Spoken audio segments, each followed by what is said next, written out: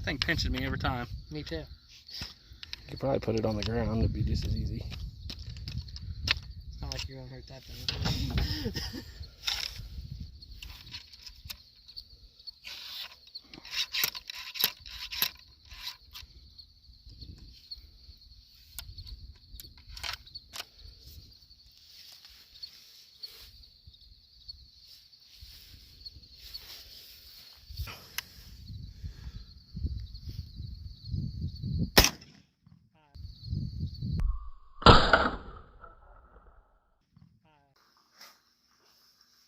I already filled it up. I'll give you a little bit of cut in some too.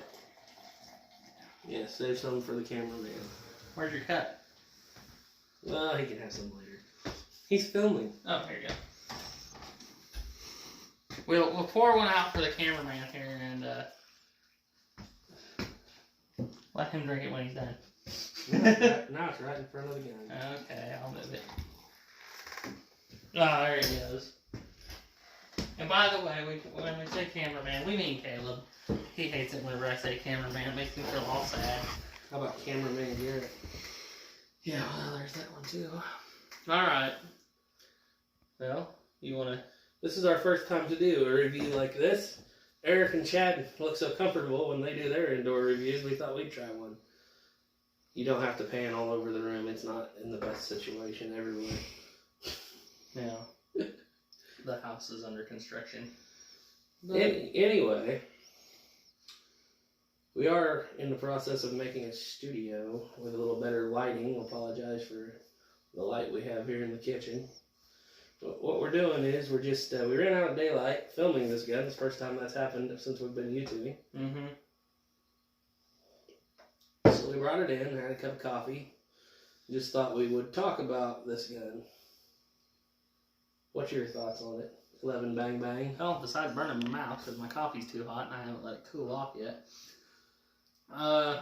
So this is the old, what company even made this thing? This is Wind River or something like that. No, this is New Frontier. New Frontier, yeah, that's right. It actually was owned by CVA in the late 90s. Oh, I thought you were going to say it was actually owned by like all of us at one point or another. It was. It's gotten to the point where we've sold this thing so much, we're not really sure whose it is anymore. But, yeah, that thing's got a really nice trigger on it. Like, a really nice trigger. I really like that. Yeah, this was pretty much, I've mentioned in my videos that my AK was my first real rifle. Yes and no. The AK was my first real rifle that was reliable and fired cartridges. This was actually the first, like, gun I had, period. Like, out of all of them, even though it's not technically a firearm. And it goes back even farther than that. In the year 2000, I'm pretty sure, because I was just talking about this with my brother. In the year 2000, one of my other brothers and I, we had some mowing money, and we found out that we could go to Walmart and buy this gun without driver's license, anything. We were just young kids, you know, we're 10 years old, we're just barely 11. And we actually, my mom went with me because she thought we wouldn't be able to buy it, but it turns out that it has a black powder gun. They sold it to us. We had $50 each. It was the year 2000. And with that $100, we were able to buy this gun, which was on sale. It was the cheapest one they had. And we were able to buy a can of Pyrex and some bullets and some primers. And we don't shoot Pyrex anymore, but we still shoot it out of this because it's kind of a modern gun and can handle it. But yeah, it's been around a long time. We shot it regularly for, I don't know, 4 or 5 years. We shot it all the time. We didn't know anything about cleaning it, caring for it. There was no YouTube. We didn't have no internet. No YouTube, no internet. The only thing that was around probably on the internet would have been, back then, would have been gunblast.com, not the YouTube channel, but the website. And so we didn't have any clue how to care for it. We didn't, you know, we loaded it, shot it, and when it got too fouled out, we ran a board out or brush down the board, loaded it and shot it some more, and I remember did that for years. I remember cleaning it with transmission fluid. Transmission fluid. That's well. Pour oil down the barrel till it came out the top. We did all kinds of stuff, but it pretty good gun. We shot way heavier loads than we should have because we had no idea how much powder to put in. We just poured powder till we thought, oh, that looks like something Davy Crockett and Walt Disney would have done. Yeah. Looking back, I'm really surprised we didn't blow up. We didn't have a firearm blow up in our face a time or two. It's a BPI barrel and it's made in Spain. And a lot of people nowadays are worried about it because they think it's a weaker barrel than a lot of the other, more modern CVA guns or the break-open muzzleloaders that you see today. But I can attest that it's probably had well over 200 grains of powder in it with one of those, with a bullet pounded down pretty hard. And I've made it, when I was just a kid, I could make that thing kick so hard it'd about knock you over. Yes. This is a lifesaver. We didn't have one of these when we first had this rifle. And some of my most frustrating memories were whenever I was trying to go deer hunting with it, and I remember taking it and getting it started, and then taking the ramrod and smashing it into a tree trying to get it to go down the barrel. Yeah, these are really nice. So, yeah, if you don't have a ball starter and you're doing this, yeah, you might want to get one. So we shot this thing for a good number of years, and then as years went by, of course, we were, ever since I was a little fan of Fess Parker, Davy Crockett, and that's the main reason we got this one, whereas we could have bought a single shot shotgun or something. We wanted something we could have as a muzzleloader. My uncle had a Thompson Center 50 caliber cap gun. It was pretty similar, yeah, to this. That's a CVA. The set trigger, that's one of the nicest. I mean, as far as like production guns and one you're not having made, that is one of the nicest muzzle loading guns that we've ever had, one of the best shooting. We wanted one like that, so eventually we did get into guns like that and even flintlocks, and we got away from this, and I threw it behind the couch where it sat for about 5 or 6 years till 11 Bang Bang here was big enough to kind of have his own gun.